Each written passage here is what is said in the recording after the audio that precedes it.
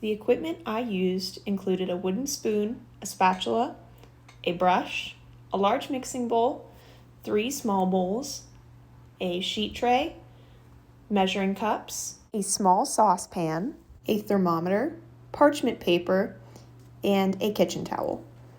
Not pictured here is a pizza wheel cutter, which I used to cut the dough.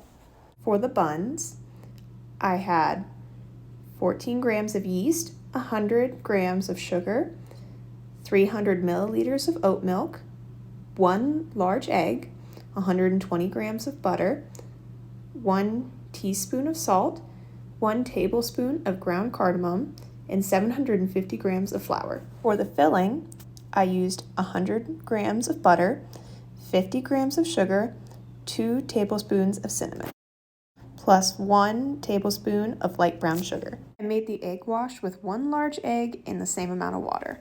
The final set of ingredients include 2 tablespoons of honey and 3 tablespoons of water. Now moving on to the methods section. First, I took the oat milk, put it on the stove top, and heated it up to 98 degrees Fahrenheit, checking it with my thermometer. Then, I brought over the milk to the counter, put in the active dry yeast in a large mixing bowl, and spooned in and stirred a couple tablespoons of the oat milk.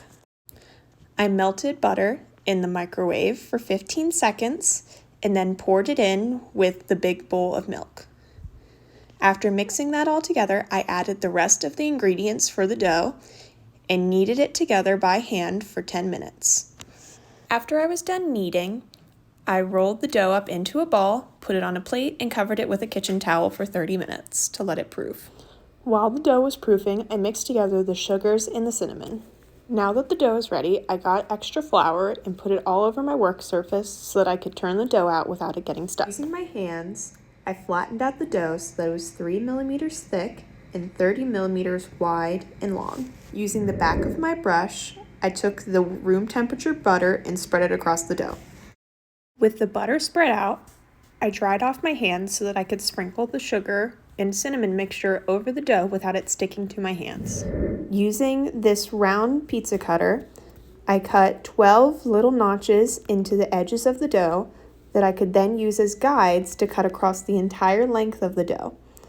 After I cut down the length of the dough, I cut it down the middle so that I had 24 little strips.